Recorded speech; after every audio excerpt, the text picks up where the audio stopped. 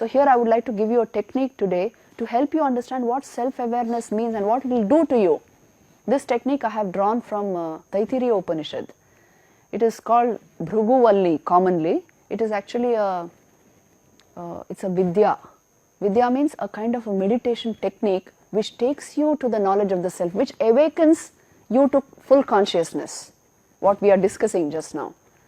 So this technique takes you there. That is why it is actually called Bhargavi Varuni Vidya. It's a vidya.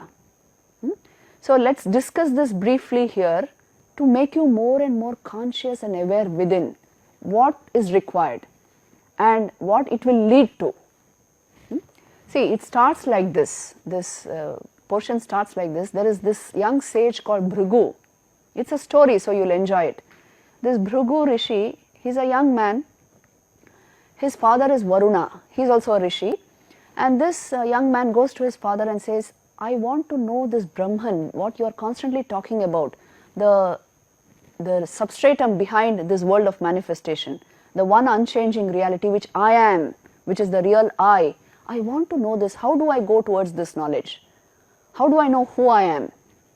Then Varun Rishi tells him, Tapasa Brahma Vijignyasasva. Do some level of tapasya and you will know this, who you are. Employ self-enquiry and do tapasya. So this Bhrigu goes and spends some period in meditation, and then one day he comes and tells his father, I think I know what you mean by self, who I am. I think is it the body? Annam Brahmeti Vyajanat? Because you see, I feel this sense of identity with the body. Then the father says, Tapasa Brahma Vijignyasasva, do some more tapasya. Now can you tell me why you are not the body? We have discussed a considerable amount of Vedanta so far. Why are you not just this body? Why do I keep saying this is an instrument in your hands? It is yours, it is not you. Why? Because it is an object of your perception, isn't it? It is an object of change. It is an object through which you are functioning. You are perfectly conscious of it as an object. I am speaking, I am conscious that I am speaking. So I am not my speech. I am that through which this speech is becoming possible.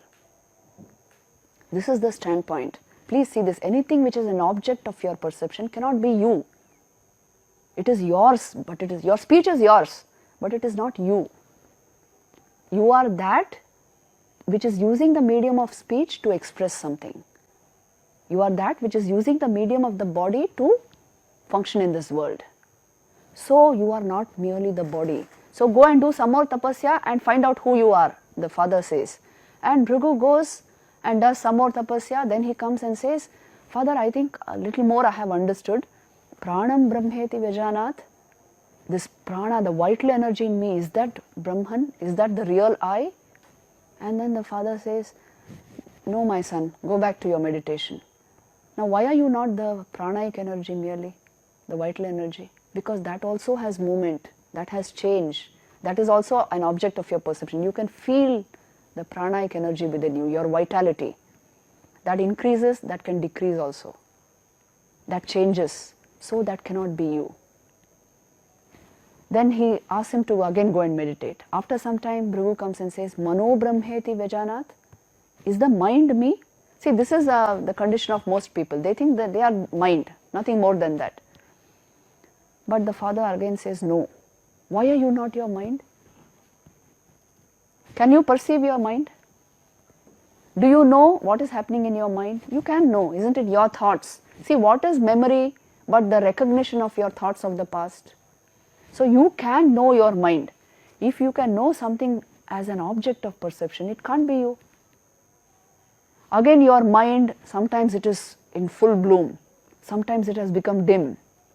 It can block awareness. It changes. How much it has changed since your babyhood. So you cannot be the mind. You are that which is standing behind the mind, the watcher of the mind's processes. You are the witness of the mind. So go back to your meditation. After some time, Bhrigu comes and says, I think this time I have understood. Vijnanam Brahmeti Vyajanat, he says. which means the higher intellect, the buddhi. I am that buddhi. ये भी हम बोलते हैं ना, I am my intellect. You see, I am recognized for my intellect. Are you your intellect? Why? Why not? Now you are catching the spirit of the Upanishads because you are giving the right, you are nodding correctly.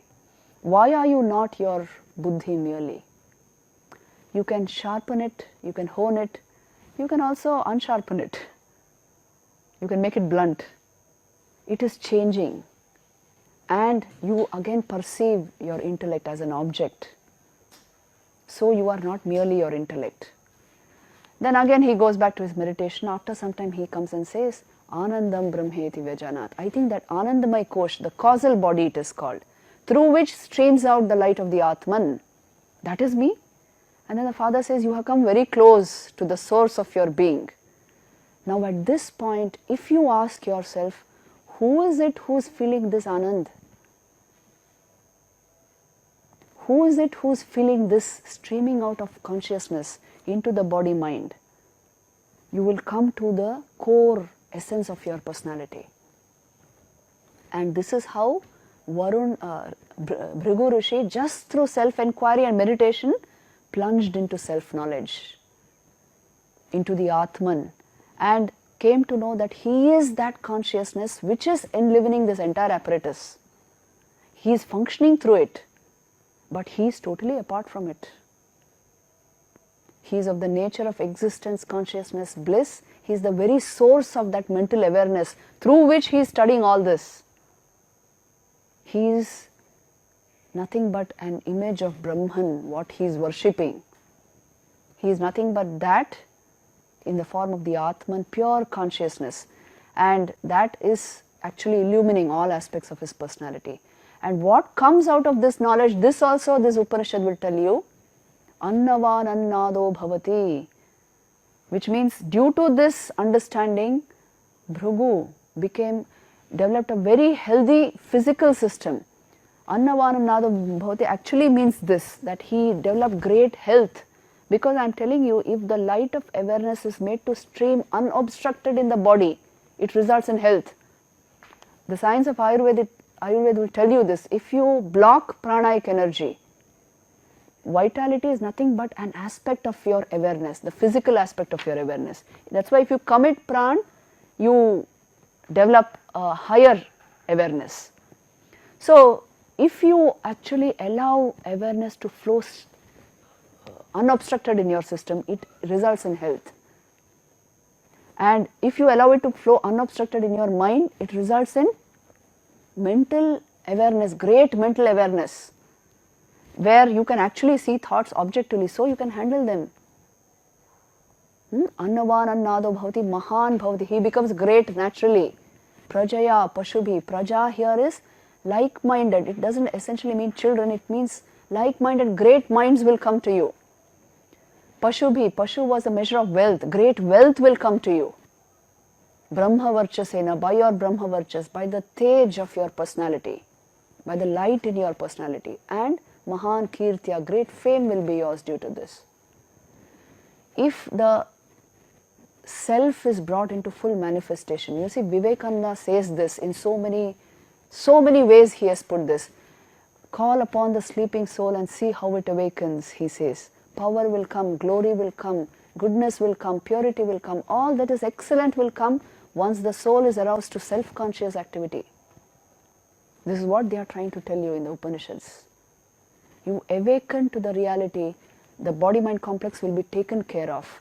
In fact, your health is guaranteed. Even mental health is guaranteed if awareness comes to the forefront in your mind. So this is the method given to you, and basically what this will bring into your life is utter clarity and confidence. You are clear about everything. Any information coming in front of you, you see your present day study material coming in front of you, your mind is so clear, you soak in the information. High levels of concentration will develop. Due to this, immense clarity remains and confidence born of that clarity. You know how confident men of realization are? That is why they are the great movers of this world. world movers, Vivekananda used to call them. Once somebody told the Buddha, well, what you say does not exist in the scriptures. Then Buddha said, well, then you put it there. Put them there in the scriptures. Then the person said, what you say actually contradicts the scriptures. Then he said, that means the scriptures need amendment. This is what is called confidence. Because it is an experience with you. If the inside is absolutely clear, if you have found your way to the source of your being, everything is taken care of. It gives you, from clarity comes power. You know, the power of a personality is due to his clarity. The confidence is due to his clarity. So, इन सब चीज़ों को generate करने का एक तरीका है. Development from within. Self-management essentially means this. You have learned to manage yourself perfectly. So everything falls in place. You know, the outside world only trusts a person who trusts himself. If you are not sure of yourself, your own thoughts, your ideas, your convictions, do you think anybody will trust you? So if you want the trust of people, the faith of people, if you want to be a real leader in the workplace, this level of confidence in yourself is required. You have found yourself 100% reliable. It comes from this spiritual knowledge. So you are trustworthy first to yourself and hence to others. This is self-management, essentially.